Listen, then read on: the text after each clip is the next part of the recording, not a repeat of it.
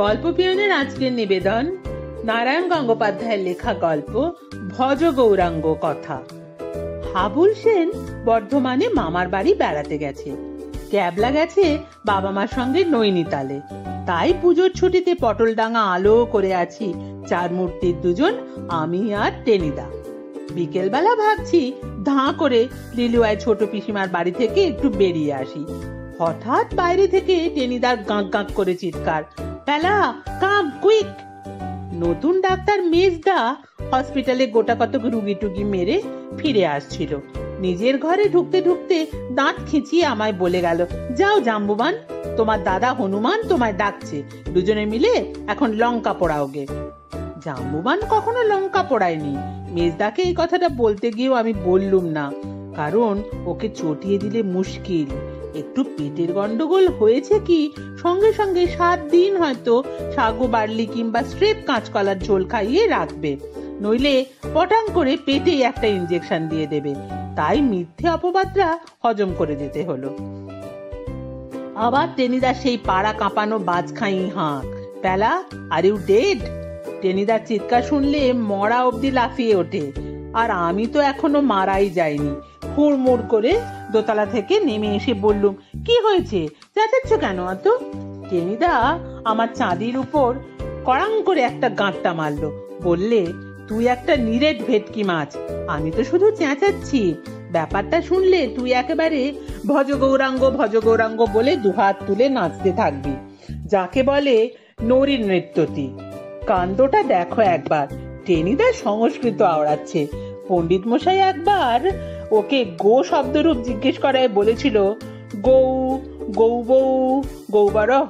শুনে পণ্ডিত মশাই চেয়ার থেকে উল্টে পড়ে যেতে যেতে সামলে গিয়েছিলেন, আর ওকে বলেছিলেন, কি বলেছিলেন সেটা নাই বা শুনলে, কিন্তু সংস্কৃত যখন বলছে তখন ব্যাপারটা নিশ্চয়ই সাংঘাতিক। বললুম, খামোকা আমি নাচবো কেন? আর যদি বা নাচি ভজ গৌরাঙ্গ বলবো কেন? তোমার নাম ধরে ভজহরি হবাজহরি বলেও তো নাচতে পারি। তোমরা তো জানোই টেনিদার পোশাকি নাম ভজহরি মুখুজ্জে। টেনিদা আমার নাকের সামনে বুড়ো আঙুল নাচিয়ে বললে, ভজহরি নাচলে কচু পোড়া পাবি। আরে আজ সন্ধ্যের পর ভজ গৌরাঙ্গ বাবু যে পোলাও মাংস খাওয়াচ্ছেন তোকে আর আমাকে। শুনে খানিকক্ষণ আমি হাঁ করে থাকলুম। কে খাওয়াচ্ছে বললে? ভজ গৌরাঙ্গ বাবু। আমার হাঁটা আরো বড় হলো। ভালো করে বলো, বুঝতে পারছি না টেনিদা। বলেই বুঝতে পারলুম কি ভুলটাই করেছি। টেনিদা সঙ্গে সঙ্গে আমার কানের কাছে মুখ এনে ভজ গৌরাঙ্গ বলে এমন একখানা হাঁক ছাড়লো যে আমি আঁতকে 3 হাত লাফিয়ে উঠলুম। কান কন কন করতে লাগলো, মাথা বনবন করে উঠলো। টেনিদা হিড়হিড় করে টানতে টানতে আমাকে চাটুর্যেদের রোয়াকে নিয়ে গিয়ে বলল, শুনে যে তোর মুচ্ছ যাওয়ার জো হলো দেখছি, বিশেষ হচ্ছে না বুঝি? বাঁদিকের কানটা চেপে ধরে আমি বললুম, ভজ গৌরাঙ্গ মানে আমাদের মাংস পোলাও খাওয়াবে কেন? আলবাত তোকে আর আমাকে। ভজ গৌরাঙ্গ সমাদদার নির্ঘাত। বলে কি টেনিদা, পাগল হয়ে গেছে না পেট খারাপ হয়েছে? ভজ গৌরাঙ্গ বাবুর মতো কৃপণ সারা কলকাতায় আর দুজন নেই, একাই থাকেন। ওর ছেলে রামগোবিন্দ চাকরি পেয়েই নিজের মাকে নিয়ে কৃষ্ণনগরে চলে গেছে, মানে পালিয়ে বেঁচেছে। ভজ গৌরাঙ্গ পাটের দালালি করেন আর টাকা জমান।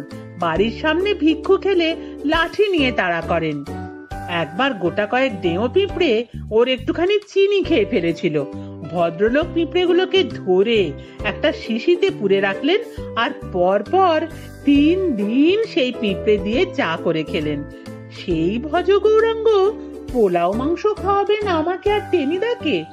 ওহো, মাথা খারাপ হলেও এ কথা লোকে ভাবতে পারে না। টেনিদারই পেট খারাপ হয়েছে। টেনিদা বললে, অমন সিঙ্গাড়ার মতো মুখ করে ছাগলের মতো তাকিয়ে আছিস যে? তাহলে সব খুলে বলি শোন। কাল শেষ রাত্রিরে ছোট কাকা সরকারি কাজে এরোপ্লেনে চেপে সিঙ্গাপুরে গেছে। আমি দমদমে ছোট কাকাকে তুলে দিয়ে যখন ট্যাক্সি করে বাড়ি ফিরছি তখন রাত 4টে। গলির মধ্যে ঢুকেই দেখি যে এক যাচ্ছে তাই ব্যাপার। একটা লোক ল্যাম্পপোস্টের ওপর ঝুলছে আর নিচ থেকে একজন পাহারাওয়ালা উতারো উতারো বলে তার ঠ্যাং ধরে টানছে। এগিয়ে এসে দেখি ল্যাম্পপোস্ট ধরে যে লোকটা ঝুলছে সে আর কেউ নয়, ভজ গৌরাঙ্গ বাবু। বলো কি, ভজ গৌরাঙ্গ বাবু তা শেষ রাত্রিরে ল্যাম্পপোস্ট ধরে ঝুলতে গেল কেন? আরে সেইটাই তো গন্ডগোল। পাহারাওয়ালা তো এক হ্যাঁচকা টানে ভজ গৌরাঙ্গকে চাল কুমড়োর মতো ধপাত করে নামিয়ে নিলে। তারপর বলে, তোম ইলেকট্রিকের তার চুরি কাটতে হয়, চলো থানা মে। আর ভজ গৌরাঙ্গ হাউ মাউ করতে থাকে। আমি শেষ রাত্রে বটকে बटके हिसाब लिखता था। एक ठो कागज उड़ के लैम्पपोस्ट के ऊपर लटके गया, सेइठो पारते गया। पहारावाला বিশ্বাস করবে কেন? খালি বলে, तुम चोर है, चलो थाना में। আমাকে দেখেই ভজ গৌরাঙ্গ বাবু সে কি কান্না, বলে, বাবা টেনি আমায় বাঁচাও, এই বুড়ো বয়সে চোর বলে ধরে নিয়ে গেলে আমি আর বাঁচবো না। যাই হোক, আমি পাহারাওয়ালাকে অনেক বোঝালুম, बोलूं, ये दारोगा साहब, ये लोग अच्छा आदमी, चोरी नहीं करता, छोड़ दीजिए दारोगा साहेब। दारोगा साहेब বলাতে লোকটা একটু ভিজলো। খানিকটা খৈনি টৈনি খেয়ে ভজ গৌরাঙ্গ বাবুর টিকিতে একটা টান দিয়ে বলল, अच्छा आज छोड़ देता, फिर যদি तुम लैम्प पोस्टे उठेगा तो तुमको फांसी दे देगा বলে চলে গেল। তখন ভজ গৌরাঙ্গ আমার হাত জড়িয়ে ধরলেন, বললে, বাবা টেনি তুমি আমায় ধনে প্রাণে বাঁচিয়েছো, এ কথা কাউকে বলো না, তাহলে পাড়ায় আমি মুখ দেখাতে পারবো না। তোমাকে আমি 4টে পয়সা দিচ্ছি, ডাল মুঠ খেও। আমি বললুম, অত সস্তায় হবে না স্যার, যদি আমাকে আর পেলাকে কাল সন্ধে পোলাও মাংস খাওয়াতে পারেন তবেই ব্যাপারটা চেপে যাব। শুনে বুড়োর চোখ কপালে চড়ে গেল। বলে, এই গরমে পোলাও মাংস খেতে নেই বাবা, শেষে অসুখ করে পড়বে যে। তার চেয়ে বরং 2 আনা পয়সা দিচ্ছি, তুমি আর পেলারাম বোঁদে কিংবা গুজিয়া কিনে খেও, পকোড়িও খেতে পারো। আমি বললুম, এই আশ্বিন মাসে মোটেই গরম নেই, ওসব বাজে কথা চলবে না। জেলের হাত থেকে বাঁচালুম, 100-200 টাকা ফাইনও হতে পারতো, তার বদলে কিনা বোঁদে আর পকোড়ি। বেশ, কিছু খাওয়াতে হবে না আপনাকে। সকাল হলেই আমি আর পেলা 2টো চোঙা মুখে নিয়ে রাস্তায় বেরোবো। আমি বলবো, পটল ডাঙার ভজ গৌরাঙ্গ। পেলা বলবে, তার চোর। আমি বলবো, পুলিশ ধরে কাকে?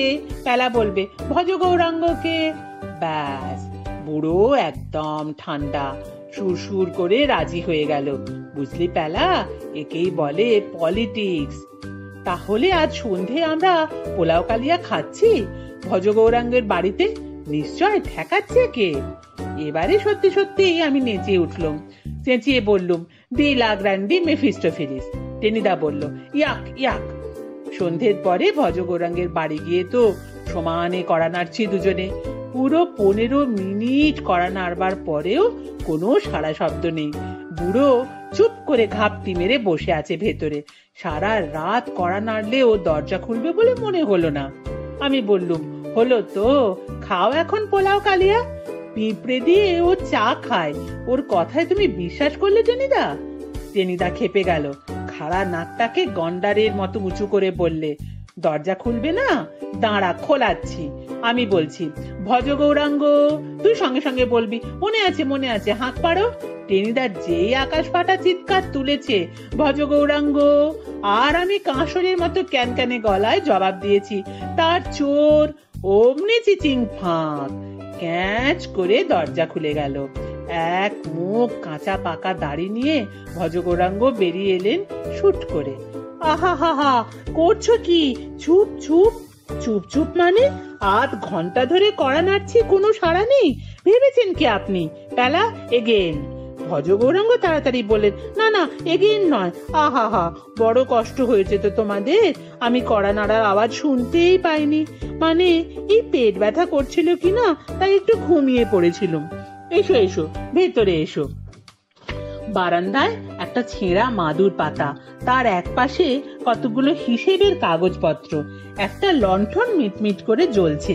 বাড়িতে ইলেকট্রিকের লাইন নিয়ে পয়সা খরচ করবেন এমন পাত্রই নন ভজ গৌরাঙ্গ। কাগজপত্রগুলো সরিয়ে দিয়ে বললেন, বসো বাবা বসো, একটু জিরো আগে।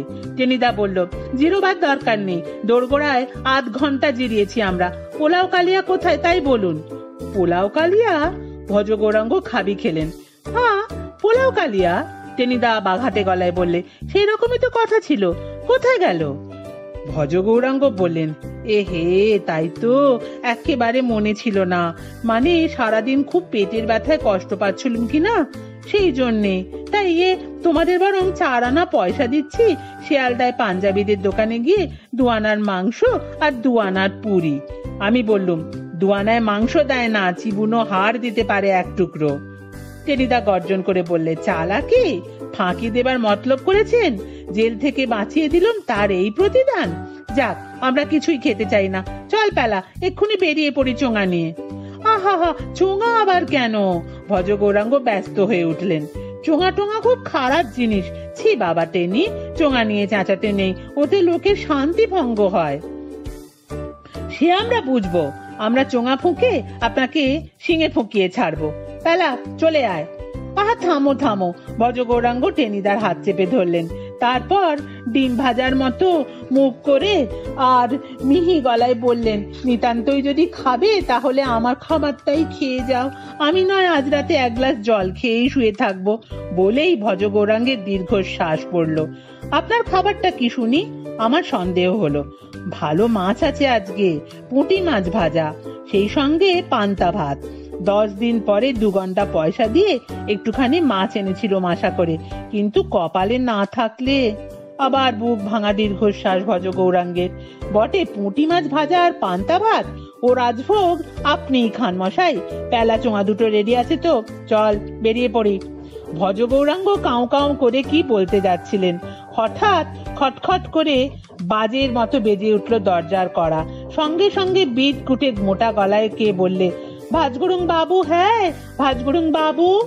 ভজ গৌরাঙ্গ থমকে গেলেন। টেনিদা জিজ্ঞেস করলে, কন হ্যাঁ? আবার সেই মোটা গলা শোনা গেল, আমি লালবাজার থানা থেকে আসছে। ভজ গৌরাঙ্গ ঠক ঠক করে কেঁপে উঠলেন। এই ছেড়েছে, টিকিটটা টেনে নিয়েও পাহারাওয়ালার রাগ যায়নি।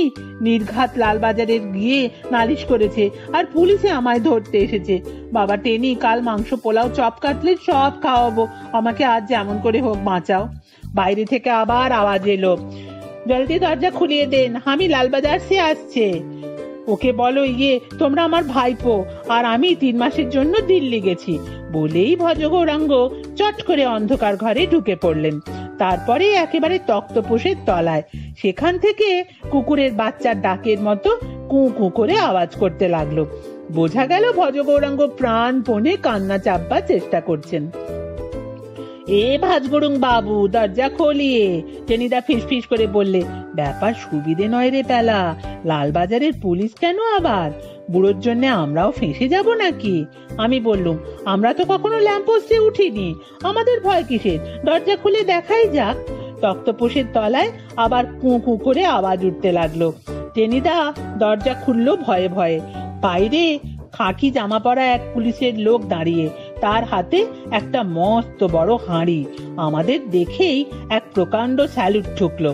তারপর একটা চিঠি দিয়ে বললে, চ্যাটার্জি সাহেব দিয়া, আমি সাহেবকা আড্ডালি আছে। রাস্তার আলো এই চিঠিটা পড়ে দেখলুম আমরা। কৃষ্ণনগর থেকে লিখেছে রাম গোবিন্দ। বাবা, পুলিশ অফিসার মিস্টার চ্যাটার্জি আমার বন্ধু, কৃষ্ণনগরে বেড়াতে এসেছিলেন। ওর সঙ্গে তোমার জন্য 1 হাঁড়ি ভালো সরপুরিয়া আর সর ভাজা পাঠালুম। ঘরে রেখে পচিও না, খেও। আমি আর মা ভালো আছি, প্রণাম নিও। রাম গোবিন্দ। টেনিদা একবার আমার দিকে তাকালো, আমি তাকালাম টেনিদার দিকে। আমি বললুম, আচ্ছা আড্ডালি সাহেব, সব ঠিক হ্যায়। আড্ডালি সাহেব আবার স্যালুট করে জুতো মচমচিয়ে চলে গেল। আমি কি বলতে যাচ্ছিলাম, টেনিদা ঝট করে আমাকে দরজার বাইরে টেনে নিয়ে বলল, চুপ, স্পিক নট। 1 হাঁড়ি সর ভাজা সরপুরিয়া, খাঁটি কৃষ্ণনগরের জিনিস, পোলাও কালিয়া কোথায় লাগে এর কাছে? দরজাটা টেনে দিতে দিতে টেনিদা হাত পারলো। ভজ গৌরাঙ্গ বাবু, লাইন ক্লিয়ার, পুলিশ তাড়িয়েছি। কাল আর ঘর থেকে বেরোবেন না। পরশু সন্ধ্যায় আমরা পোলাও কালিয়া খেতে আবার আসবো। এখন দরজাটা বন্ধ করে দিন। তারপর সেই সর ভাজা আর সরপুরিয়ার হাঁড়ি নিয়ে আমরা দুজন সোজা টেনিদাদের তেতলার ছাদে। টেনিদা একখানা গোটা সর ভাজা মুখে দিয়ে বললে, ডি লা গ্র্যান্ডি মেফিস্টোফেলিস। আমি সরপুরিয়ায় কামড় দিয়ে বললুম, ইয়াক ইয়াক।